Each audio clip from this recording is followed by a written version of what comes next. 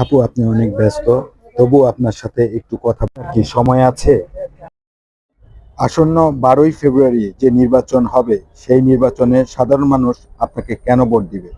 আপনি কি মনে করেন আপনাকে ভোট দেওয়া উচিত?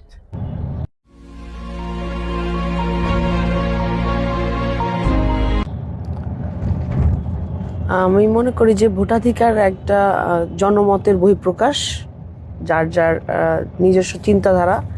তো সেই জায়গা থেকে আমার মনে হয় যে আমি এবং আমরা যারা বিগত সময়ে সকল মানুষের অধিকার রক্ষার জন্য কাজ করেছি, মানবাধিকার নিয়ে কাজ করেছি, সেই ক্ষেত্রে আমার মনে হয় নির্যাতিত নিপীড়িত মানুষের পাশে থেকে তাদের অধিকার রক্ষার জন্য আমরা কাজ করে যাব, এই বিশ্বাসটা আমার মনে হয় যেই জনগণ, যে আপামর জনগণ যাদের পাশে আছি আমরা, যাদেরকে সাথে নিয়ে কাজ করতে যাচ্ছি, তাদের মধ্যে আছে। এবং এই বিশ্বাস, এই সমর্থন থেকেই ইনশাল্লাহ তারা আমাকে ভোট দেবে। আমি দীর্ঘ সময় শুধুমাত্র মানুষের অধিকার রক্ষার জন্যই কাজ করেছি, মানবাধিকার নিয়ে কাজ করেছি, মানুষের জন্য কাজ করেছি। সামনের যে বাংলাদেশ, গণতান্ত্রিক বাংলাদেশ আমরা গড়তে যাচ্ছি, সেখানে আমি তাদের জন্যই কাজ করতে যাব, মানুষের জন্যই কাজ করব এবং তাদের সুরক্ষা, অধিকার রক্ষার জন্যই কাজ করব।